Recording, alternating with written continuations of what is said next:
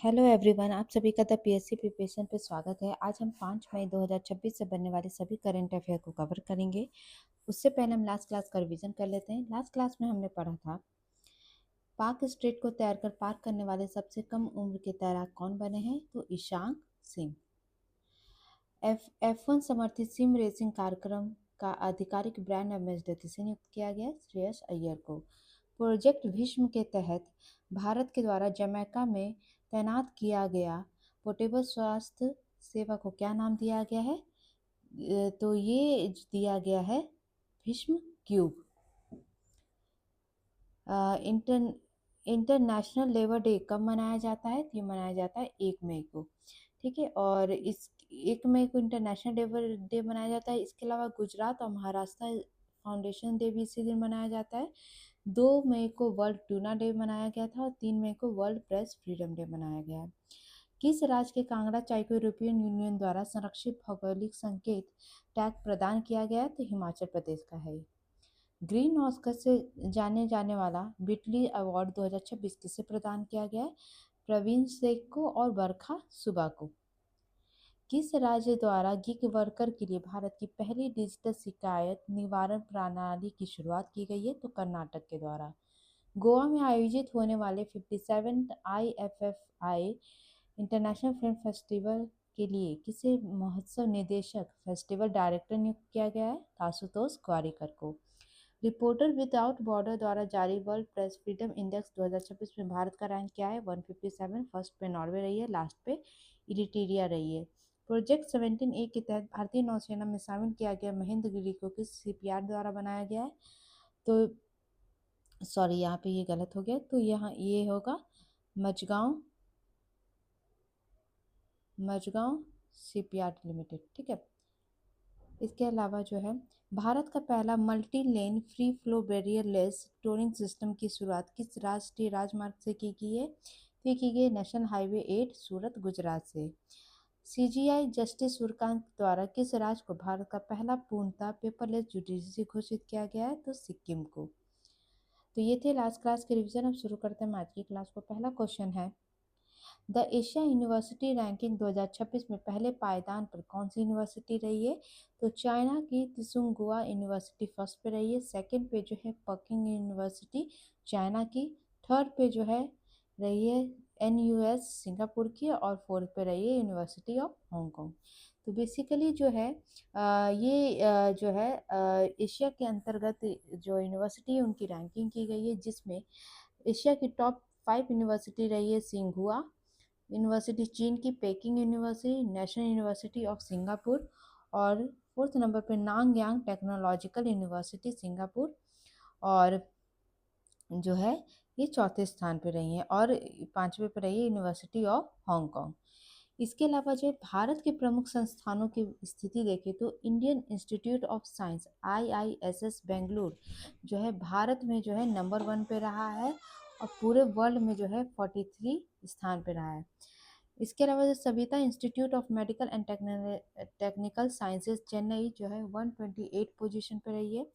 Indian institute of technology IIT Indore जो है 141 पे रही है। KIIT यूनिवर्सिटी भुवनेश्वर 169 पे, और NIT राउरकेला जो है ये भारत का एकमात्र NIT है जो टॉप 200 के लिस्ट में रहा है, और इसका स्थान था 186। ठीक है, चलिए नेक्स्ट क्वेश्चन है, किस पुलिस बल द्वारा देश का पहला AI आधारित बहुभाषी आपातकालीन सेवा जिसका नाम रखा गया नम्मा 112 की शुरुआत की गई है, तो ये शुरुआत की गई है बेंगलुरु के द्वारा।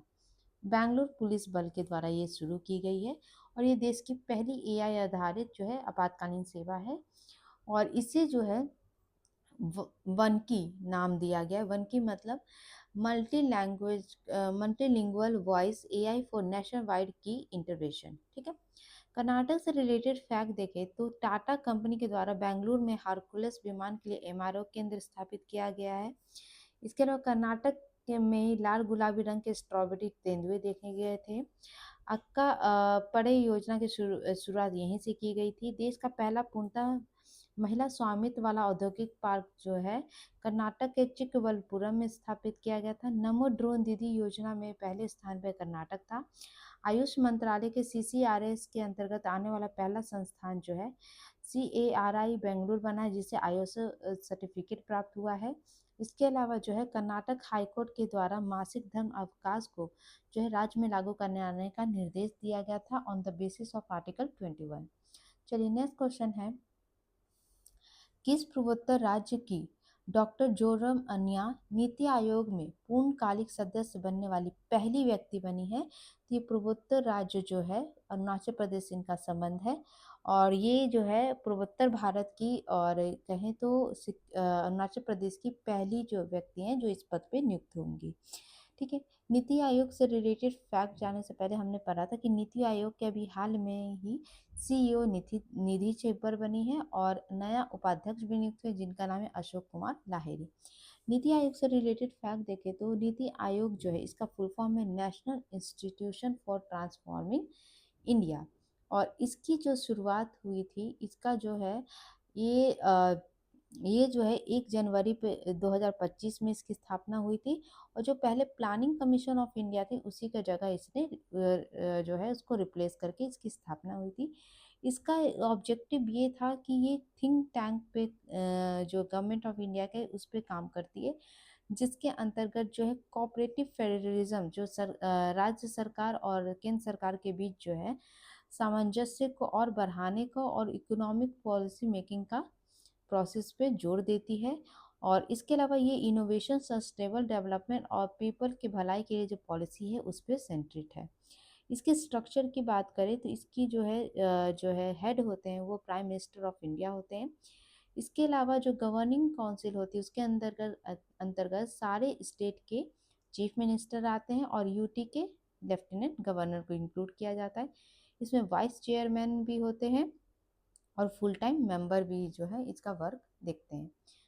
ठीक है, चलिए नेक्स्ट क्वेश्चन है, अमेरिकी राष्ट्रपति डोनाल्ड ट्रंप द्वारा हार्मुज में फंसे जहाज़ों को निकालने के लिए किस प्रोजेक्ट को शुरू किया गया है? तो ये शुरू किया गया है प्रोजेक्ट फ्रीडम।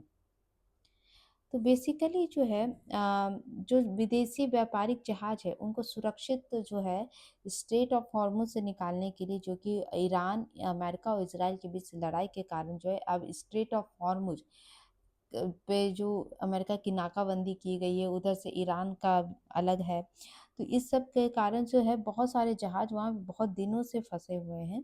तो उन्हीं को निकालने के लिए प्रोजेक्ट फ्रीडम की शुरुआत की गई है, और इसका मुख्य लक्ष्य ये है कि उन तटस्थ और निर्दोष जहाज़ों की मदद करना है जो पश्चिम एशिया में जारी संघर्ष के कारण हॉर्मुज जलमर्रू में बहुत दिनों से, बहुत महीनों से फंसे हुए हैं। ठीक है, ऑपरेशन से रिलेटेड फैक्ट देखें तो बीएसएफ के द्वारा ऑपरेशन सरथाबा चलाया गया था। अमेरिका के द्वारा ही वेनेजुएला के खिलाफ ऑपरेशन एब्सोल्यूट रिजॉल्व चलाया गया था। भारत सरकार के द्वारा ईरान से भारतीयों को निकालने के लिए ऑपरेशन स्वदेश चलाया गया था। श्रीलंका में मानवीय सहायता प्रदान के लिए ऑपरेशन सागर बंधु चलाया गया था। बलूच लिबरेशन आर्मी के द्वारा पाकिस्तान के खिलाफ जो सैन्य अभियान चलाया गया था उसका नाम दिया गया था ऑपरेशन हेयर ऑफ 2.0। ऑपरेशन विंड लॉर्ड का भी संबंध जो है यूएसए से है, जिसके तहत परमाणु रिएक्टर को विमान से स्थानांतरित किया गया था। इसके अलावा जो पूर्वी सिक्किम में बर्फबारी में फंसे यात्रियों को निकालने के लिए सेना के द्वारा ऑपरेशन हिम राहत चलाया गया था। और ईरान पे जो हमला किया जा रहा था उसको इजराइल के द्वारा ऑपरेशन रोरिंग लायन का नाम दिया गया था। ईरान के द्वारा जो हमला किया जा रहा था उसको नाम दिया गया था ऑपरेशन ट्रू प्रॉमिस 4, और अमेरिका के द्वारा जो हमला किया जा रहा था उसका नाम दिया गया था ऑपरेशन एपिक फ्यूरी। इसके अलावा जो है पाकिस्तान के द्वारा अफगानिस्तान के खिलाफ शुरू किया गया सैन्य अभियान का नाम दिया गया था गजब लिल हक। भारतीय नौसेना के द्वारा ओमान और फारस की खाड़ी में जहाज़ों को सुरक्षित वापस लाने के लिए जो ऑपरेशन चलाया गया था उसका नाम था ऑपरेशन संकल्प। इंटरपोल और WCO के द्वारा वन जीव तस्करी के खिलाफ ऑपरेशन थंडर चलाया जा रहा था। और भारतीय नौसेना के द्वारा इसी पश्चिम एशिया में बढ़ते तनाव के बीच अपनी ऊर्जा आपूर्ति को सुरक्षित रखने के लिए ऑपरेशन ऊर्जा सुरक्षा चलाया गया था। चलिए नेक्स्ट क्वेश्चन है, पद्मा डोरी पहल किन दो क्षेत्रों के वस्त्र परंपराओं के बीच सहयोग है? तो ये नॉर्थ ईस्ट और MP मध्य प्रदेश के बीच है। ठीक है, तो बेसिकली जो है ये एक अंतर क्षेत्रीय वस्त्र पहल है जिसके तहत पूर्वोत्तर भारत की एरी सिल्क और मध्य प्रदेश की चंदेरी बुनाई परंपरा को एक साथ लाया गया है। और इसका जो शुभारंभ है, इसको नई दिल्ली में पूर्वोत्तर क्षेत्र विकास मंत्रालय के सचिव संजय जाजू के द्वारा किया गया है। और इसका जो संचालन है पूर्वोत्तर हस्तशिल्प एवं हाथकरघा विकास लिमिटेड के द्वारा किया जा रहा है। स्कीम एंड मिशन से रिलेटेड फैक्ट देखें तो केंद्रीय पर्यावरण मंत्रालय के द्वारा जो है मरीन पॉल्यूशन से निपटने के लिए टार वॉल्स प्रबंधन मसौदा नियम 2026 प्रस्तावित किया गया था। पीएम मुद्रा योजना के 11 साल पूरे हुए जिसका स्टार्ट 2015 में किया गया था। नेशनल हाईवे अथॉरिटी के द्वारा राष्ट्रीय राजमार्गों के किनारे औषधीय पौधे लगाने के लिए आरोग्य वन से पहल शुरू की गई थी। प्रसार भारती के द्वारा वेव्स ओटीटी प्लेटफॉर्म विकसित किया गया है। आरबीआई की उत्कर्ष 2029 रणनीति का एक विशेष प्रोजेक्ट है जिसका नाम है प्रोजेक्ट सा मुद्रा। ये भारत की मुद्रा प्रबंधन प्रणालियों के आधुनिकीकरण पर केंद्रित है। वर्ल्ड बैंक के द्वारा वाटर फॉरवर्ड नाम से अनूठी पहल की शुरुआत की गई थी। नीति आयोग के द्वारा Divya Bharat a window to the soul of India को लॉन्च किया गया है। प्रधानमंत्री ग्राम सड़क योजना की समय सीमा बढ़ाकर 2028 की गई है। वस्त्र मंत्रालय के द्वारा विश्व सूत्र नाम से पहल शुरू की गई थी 61st फेमिना मिस इंडिया के दौरान। और भारत सरकार ने जनगणना 2027 के लिए 1855 नंबर को राष्ट्रीय टोल फ्री हेल्पलाइन नंबर के रूप में जारी किया है। नेक्स्ट क्वेश्चन है, अफ्रीका महाद्वीप के किस शहर में पहली बार वर्ल्ड एथलेटिक्स रैली 2026 आयोजित किया जा रहा है? तो गैबन, बोत्सवाना में। तो बेसिकली विश्व एथलेटिक्स रिले का जो इतिहास है इसमें पहली बार अफ्रीका महाद्वीप में जो है ये आयोजित हो रहा है, वो भी बोत्सवाना के गैबन में हो रहा है। ठीक है। और बेसिकली ये आयोजन 2026 के विश्व एथलेटिक्स अल्टीमेट चैंपियनशिप जो बुडापेस्ट में होगा और 2027 का विश्व चैंपियनशिप जो बीजिंग में होगा उसके लिए क्वालिफाई इवेंट के रूप में कार्य कर रहा है। और भारत की तरफ से भी 21 सदस्य इसमें पार्टिसिपेट करने के लिए भेजे गए हैं। बोत्सवाना से रिलेटेड फैक्ट देखें तो ये अफ्रीका महाद्वीप का एक देश है जिसकी जो राजधानी हुआ है गैबन। यहाँ पे जो है कालाहारी डेजर्ट पाया जाता है जिसकी लोकेशन यहीं पे है। इसके अलावा जो है सबसे बड़ा वर्ल्ड का one of the largest inland delta जो है वो है ओकावांगो डेल्टा, जो कि ओकावांगो रिवर पे स्थित है। इसका एक हाईएस्ट पॉइंट है टसो डेलो हिल्स है। इसके अलावा जो है ट्रॉपिक ऑफ कैप्रिकॉर्न जो है इससे होकर गुजरती है और इसकी जो सीमा है इधर लिम्पोपो रिवर से लगती है और यही लिम्पोपो रिवर जो है ट्रॉपिक ऑफ कैप्रिकॉर्न को 2 बार काटती है। इसके अलावा जो है इधर से जो है इसकी एक सीमा जो नदी बनाती है वो है मोल्पो रिवर जो कि साउथ अफ्रीका का और जो है बोत्सवाना के बीच सीमा बनाती है। इसके अलावा सैसे रिवर जो है बोत्सवाना और जिम्बाब्वे के बीच सीमा बनाती है। ठीक है। नेक्स्ट क्वेश्चन है, कैलाश मानसरोवर यात्रा 2026 के लिए भारत सरकार के द्वारा किन 2 दर्रों को यात्रा मार्ग के लिए निर्धारित किया गया है? तो ये किया गया है नाथुला और लिपुलेख पास को। तो बेसिकली जो है ये यात्रा जो है अभी रजिस्ट्रेशन हो रहा है। ये जून से अगस्त 2026 के बीच होगा। इसमें लिपुलेख दर्रा जो कि उत्तराखंड में है उसकी लोकेशन ये रही। और जो नाथुला है जो कि सिक्किम में है तो इसके लिए 2 पासेस की यूज़ किया जाएगा। तो भारत ने लिपुलेख मार्ग पर नेपाल की आपत्तियों को अभी नेपाल के द्वारा जो है ये लिपुलेख जो दर्रा है इसके लिए आपत्ति दर्ज की गई थी, लेकिन भारत ने ये स्पष्ट किया है कि ये यात्रा 1954 से चल रही है और ये पारंपरिक मार्ग का ही एक हिस्सा है। ठीक है। यहाँ पे जो है पासेस का मैंने एक मैपिंग लगाया है, लेकिन जो है अब हम डिटेल में जो है कुछ इंपॉर्टेंट पासेस का हम देख लेते हैं। उसके बाद हम इसको मैपिंग से थोड़ा सा देख लेंगे। ठीक है। जैसे कि इम्पॉर्टेंट पास में एक उमिंगला है जो कि लद्दाख में है और ये दुनिया का सबसे ऊंचा मोटर वाहन योग्य दर्रा है। जो जिला जो है ये भी लद्दाख में श्रीनगर और लेह को जोड़ती है। ये सिंधु नदी द्वारा निर्मित रणनीतिक रूप से इम्पोर्टेंट है। बनिहाल दर्रा जो है जम्मू कश्मीर में है। यहाँ प्रसिद्ध जवाहर सुरंग यहीं पे स्थित है। रोहतांग दर्रा जो है हिमाचल प्रदेश में है, कुल्लू लाहौल स्पीति को जोड़ती है और यहीं पे जो है अटल टनल बना हुआ है। सिप्लिका जो है हिमाचल प्रदेश में है, हिमाचल और तिब्बत चीन को जोड़ती है। और सतलुज नदी इसी दर्रे के माध्यम से भारत में प्रवेश करती है। बारालाचा जो है हिमाचल प्रदेश में है, ये मंडी को लेह से जोड़ती है। लेह मनाली राजमार्ग पे स्थित उच्चा दर्रा है। माना दर्रा जो है उत्तराखंड में है, ये उत्तराखंड को तिब्बत से जोड़ती है। बद्रीनाथ मंदिर के पास स्थित है। लेपु लेक दर्रा उत्तराखंड में है, कैलाश मानसरोवर के लिए इम्पोर्टेंट है। नाथुला जो है ये सिक्किम में है, सिक्किम को तिब्बत से जोड़ता है और ये प्राचीन सिल्क रूट का हिस्सा है। जलेपला जो है ये भी सिक्किम में है, सिक्किम को लहासा तिब्बत से जोड़ती है और चुम्बी घाटी से होकर गुजरने वाला एक महत्वपूर्ण मार्ग है। बोमडीला जो है यह अरुणाचल प्रदेश में है, यह अरुणाचल को तिब्बत से जोड़ता है। तवांग घाटी और लहासा तिब्बत से जोड़ता है। दिफू दर्रा जो ये भी अरुणाचल प्रदेश में भारत म्यांमार चीन को कनेक्ट करता है, ये एक ट्राई जंक्शन की तरह काम करता है। और थल घाट ये महाराष्ट्र में मुंबई को नासिक से जोड़ता है, ठीक है। भोर घाट जो है महाराष्ट्र में है, मुंबई को पुणे से कनेक्ट करता है। और पाल घाट जो है केरल तमिलनाडु में पलक्कर और कोयम्बटूर को कनेक्ट करता है, ये नीलगिरी और अन्नामलाई पहाड़ियों के बीच स्थित है। इन सब का जो है यहाँ पे जो है इम्पोर्टेंट पासेस के अंदर मैंने लगाया है, या पीडीएफ से आप पढ़ेंगे तो आपको और भी चीज़ें क्लियर हो जाएंगी। तो इसको आप मैप और जो मैंने आपको पढ़ा है स्टैटिफैक्ट, ये इनको आप कनेक्ट करके पढ़िएगा तो आपको जल्दी अच्छे से समझ में आएगा, ठीक है। नेक्स्ट क्वेश्चन है, हाल में FATF financial action task force के द्वारा किन देशों को ब्लैक लिस्ट में रखा गया है? तो नॉर्थ कोरिया, म्यांमार, ईरान, इन तीनों को।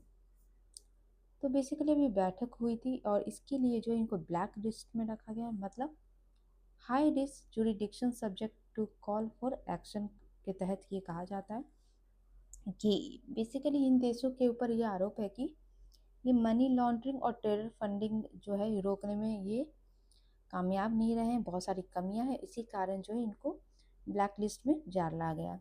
म्यांमार तो 2022 से है ही है, और ईरान और कोरिया भी जो है इस सूची का लंबे समय से हिस्सा रहा है। अब इसका क्या इफेक्ट पड़ेगा? फाइनेंशियल एक्शन टास्क फोर्स सदस्य देशों से इन देशों के साथ व्यापार और वित्तीय लेन देन करते समय अत्यधिक सावधानी बरतेंगे और काउंटर उपाय लागू करने का आह्वान करता है। इससे क्या होगा कि अंतर्राष्ट्रीय बैंक और वित्तीय संस्थान यहाँ पे जो है निवेश कम से कम करेंगी। फाइनेंशियल एक्शन टास्क फोर्स की बात करें तो ये बेसिकली 1989 में इंटर गवर्नमेंट ऑर्गेनाइजेशन के तौर पे इस्टेब्लिश की गई थी, और बेसिकली ये डिसाइड करती है, ये पॉलिसी बनाती है ताकि लोग जो है ग्लोबल फाइनेंस सिस्टम है उसको मनी लॉन्ड्रिंग, टेररिस्ट फाइनेंसिंग और अपने फ़ायदे के लिए जो फाइनेंसिंग होती है कुछ अपने हित की के लिए उसको रोक पाए। इसमें 39 मेंबर्स है, इंडिया 2010 से इसका मेंबर है। इसके द्वारा दो लिस्ट जनरेट होती है, एक तो ग्रे लिस्ट और ब्लैक लिस्ट। ग्रे लिस्ट में जो है इनके ऊपर जो है ऐसे लोग, ऐसी कंट्री को रखा जाता है जिनके ऊपर जो है मॉनिटरिंग होते रहता है और कि वो संदेह की स्थिति में। और ब्लैक लिस्ट जो है उन पर पूर्णतः प्रतिबंध लगा दिया जाता है, और फिर उनके वर्ल्ड बैंक और आईएमएफ ये सब से लोन मिलने में मुश्किल होती है, ठीक है। चलिए नेक्स्ट रैंकिंग से रिलेटेड फैक्ट देखें तो आईईपी द्वारा जारी ग्लोबल टेररिज्म इंडेक्स 2026 में सबसे अधिक आतंकवाद से प्रभावित रहा था पाकिस्तान, इंडिया की रैंकिंग 13 थी। नीदरलैंड को पीछे छोड़ते हुए भारत का तीसरा सबसे बड़ा गंतव्य देश बना था चाइना, फर्स्ट पे यूएसए, सेकंड पे UAE. World air quality report 2025 के अनुसार दुनिया का सबसे प्रदूषित शहर लूनी इंडिया का था। कंट्री सबसे प्रदूषित था पाकिस्तान, इंडिया की रैंकिंग 6 थी, और कैपिटल सबसे प्रदूषित राजधानी दिल्ली थी। QS world university ranking by subject 2026 के अनुसार भारत पूरे विश्व में 4th पोजीशन पे था, फर्स्ट पे अमेरिका, इंग्लैंड और फिर चाइना थे। फूड सिक्योरिटी इंडेक्स 2026 में भारत को हाईली वनरेबल कैटेगरी में रखा गया था, फर्स्ट पे जो है यहाँ पे आइसलैंड था, लास्ट पे सोमालिया था। जीएसएमए इंटेलिजेंस के आंकड़ों के आधार पर दुनिया की दूसरी सबसे बड़ी टेलीकॉम कंपनी है ग्राहकों की संख्या के आधार पर भारतीय एयरटेल। एक्सिस नाउ की 2025 रिपोर्ट के अनुसार देश जो है म्यांमार में सबसे ज़्यादा लंबे समय तक इंटरनेट शटडाउन रहा था। इंडिया की रैंकिंग 2 थी और पाकिस्तान की 3rd थी। इरीना की रिन्यूएबल कैपेसिटी स्टैटिक 2026 के अनुसार नवीकरण ऊर्जा क्षमता में भारत की रैंकिंग 3rd थी, फर्स्ट पे चाइना, सेकंड पे America. World economic outlook report 2026 जो कि आईएमएफ के द्वारा जारी किया जाता है, भारत 4.15 ट्रिलियन इकोनॉमी के साथ पूरी दुनिया में 6 पोजीशन पे था। फर्स्ट पे यूएसए, फिर चाइना, जापान, जर्मनी और यूके थे। ब्लूमबर्ग मिलेनियर इंडेक्स 2026 के अनुसार एशिया के सबसे अमीर व्यक्ति का स्थान जो है गौतम अदानी को दिया गया था। सेकंड पे थे इंडिया से मुकेश अंबानी, और वर्ल्ड में जो है सबसे अमीर व्यक्ति हैं एलन मस्क, और सेकंड पे है लैरी पेज। कल मैंने आपसे क्वेश्चन पूछा था, जर्मन कंपनी रॉकलिंग इंडिया के द्वारा भारत की किस शहर में भारत का पहला lithium ion battery and rare earth recycling plant की आधारशिला रखी गई है? तो ये रखी गई है बुलंदशहर, यूपी में। आज का क्वेश्चन है, चीन के तियांगोंग स्पेस स्टेशन के प्रशिक्षण और आगामी मिशन पर जाने के लिए चीन के द्वारा पहली बार विदेशी अंतरिक्ष यात्री को चुना गया। इनका संबंध किस देश से है? इसका आंसर आप मुझे कमेंट बॉक्स में दीजिएगा। तो आपके ऑप्शन है रशिया, नॉर्थ कोरिया, पाकिस्तान या और नेपाल।